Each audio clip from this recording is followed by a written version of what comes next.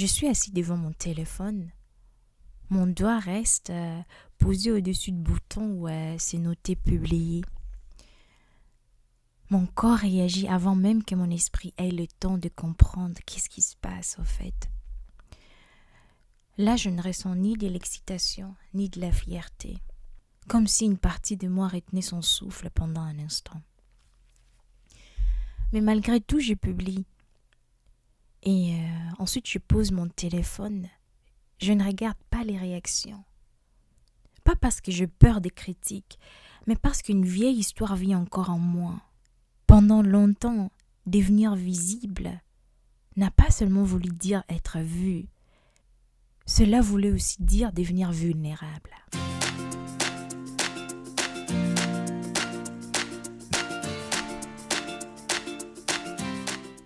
Hello et bienvenue dans Love, Light and Miracle.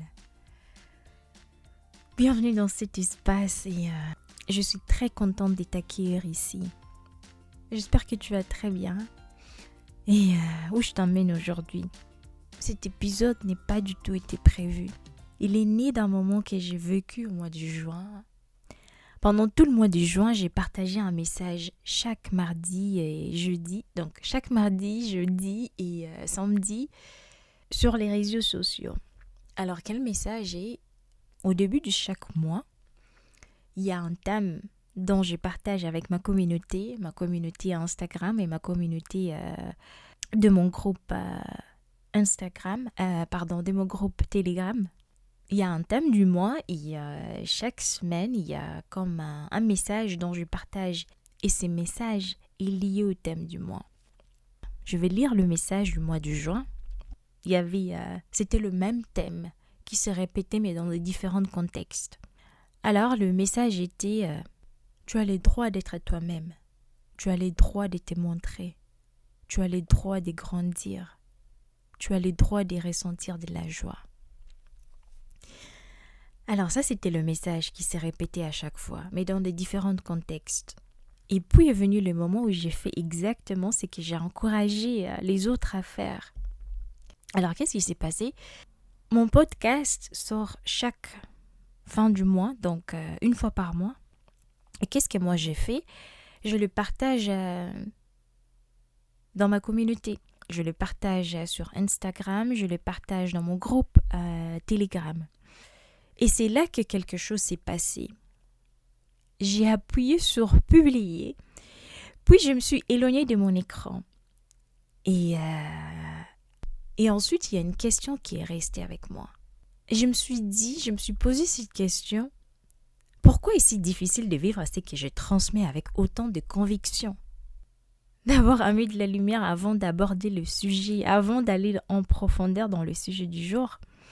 J'aimerais d'abord me présenter et surtout pour les personnes qui écoutent mon podcast pour la première fois. Je suis Mamisa. Mon rôle est d'accompagner pas à pas pour que tu te retrouves vers ce qui a toujours été en toi. C'est pour cela que je suis là. C'est pour cela qu'il y a cet espace. C'est pour cela qu'il y a cette podcast Love, Light and Miracle. Cette podcast est là pour t'encourager, pour te rappeler qui tu es exactement. Et bienvenue dans cet épisode. Alors revenons à notre sujet. Pourquoi est-ce si difficile de vivre ce que je transmets avec autant de conviction? Je me suis posé cette question. Je me souviens d'un moment où j'ai ri librement, sans me retenir. Ensuite, il y a une remarque qui était tombée. Je ne sais pas si tu connais ces genres de remarques en fait. Ensuite, il y a eu cette remarque qui est tombée. On dirait que tout va trop bien pour toi. Ça, c'était le remarque. On dirait que tout va trop bien pour toi. Cette phrase était discrète, vraiment discrète. Mais elle a changé quelque chose en moi. L'atmosphère devenait différente. Et j'ai compris aussitôt qu'une partie de moi venait de prendre trop de place.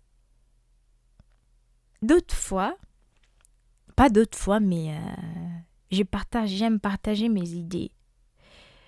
J'ai partagé une idée, personne ne réagissait. Qu'est-ce qui s'est passé ensuite? Quelqu'un a exprimé exactement la même pensée. Alors, quelqu'un l'a exprimé et cette fois, les regards s'allumaient. Les personnes l'ont écouté. Et je suis restée avec cette sensation étrange en moi, comme s'il existait un écart entre ce que j'avais exprimé et ce qui était réellement entendu. Et qu'est-ce qui se passe ensuite? Avec le temps, cela devient plus qu'un souvenir. Cela devient une façon d'être. Et je commence à m'adapter. Je parle moins fort. Je prends moins de place. Non pas parce que quelqu'un me l'a demandé, mais parce qu'au fond de moi, j'ai appris que l'appartenance avait un prix. Avec le temps, la visibilité n'est plus neutre. Pourquoi? Je vais t'expliquer. Qu'est-ce qui se passe? Notre système nerveux enregistre chaque expérience.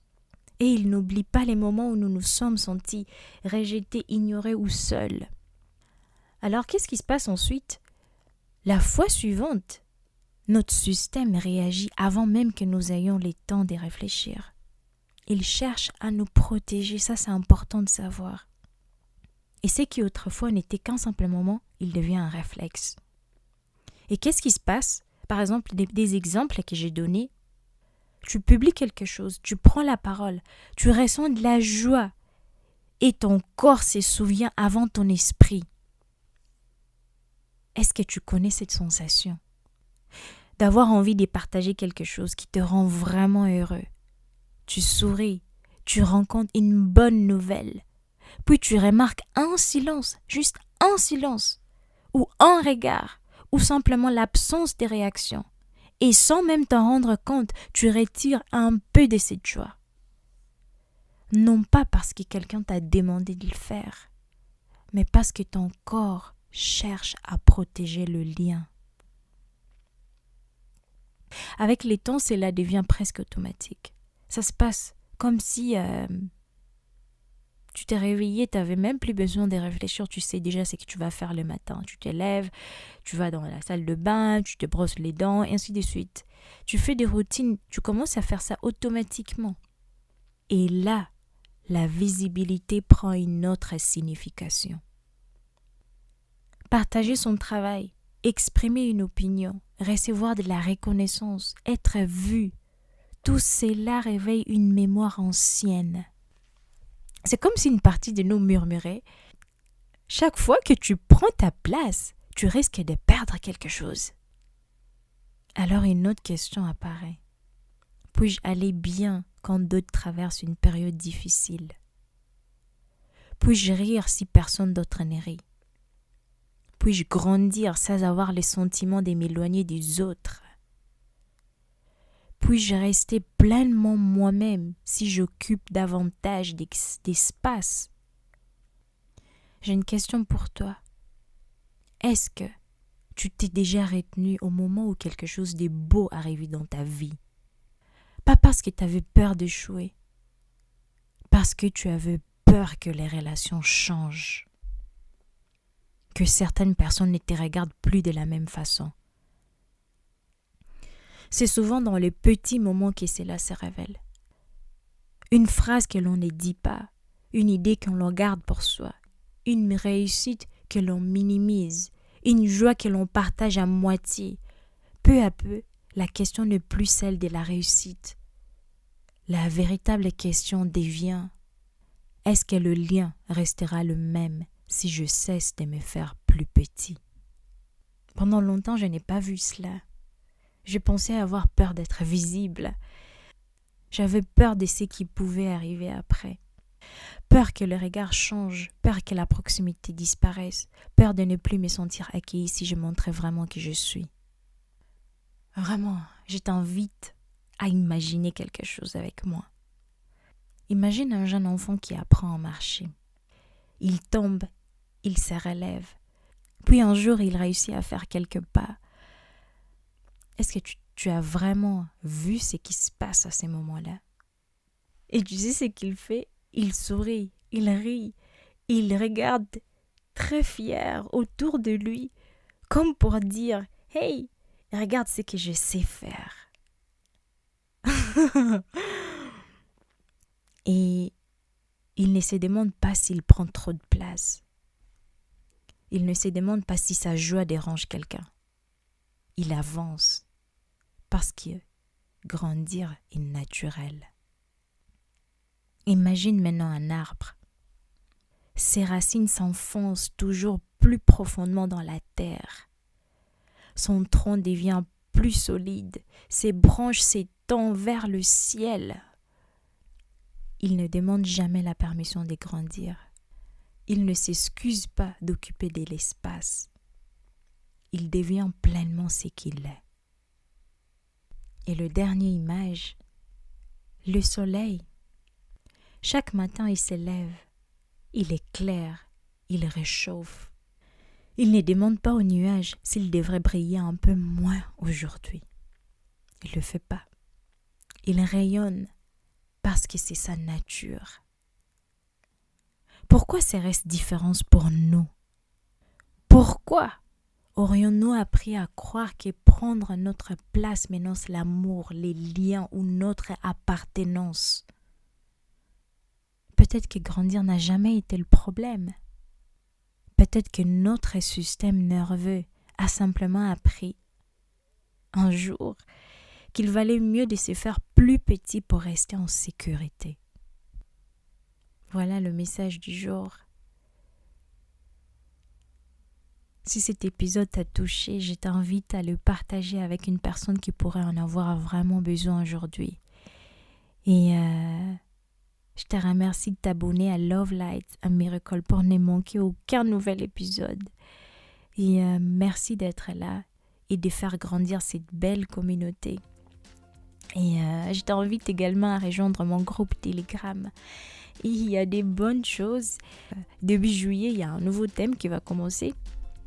Chaque mois, nous avançons ensemble autour d'une réflexion qui nous aide à mieux nous comprendre, à nous reconnecter à nous-mêmes et à grandir pas à pas. Tu verras que tu n'es pas seul sur ces chemins. Nous sommes nombreux à traverser le même doute, le même peur et le même élan. Marcher ensemble apporte de la force, du soutien et de l'espoir. Je serai très heureuse de t'y retrouver.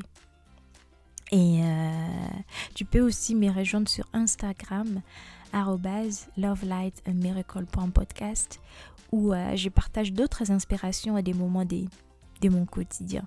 Et si tu sens que c'est le moment pour aller plus loin, je t'offre un entretien découverte de 30 minutes. Tu trouveras tous les infos dans les notes. On va prendre le temps de voir où tu en es aujourd'hui, ce dont tu as besoin et comment je peux t'accompagner sur ton chemin. Tu n'es pas obligé de traverser tout cela seul. Et inscris-toi. Et le lien se trouve dans les notes de l'épisode. Je te remercie. Merci pour ton temps. Merci de l'avoir partagé avec moi. Et aussi, merci pour vos commentaires. Vraiment, ça me touche énormément de savoir que tout ce que je partage, ça rappelle quelque chose en toi. Et merci pour vos commentaires. Merci pour vos mots encourageants, ça me fait énormément plaisir. Je vous remercie, je te remercie pour ça. Et prends soin de toi. Je t'envoie tout mon amour. Mamisa.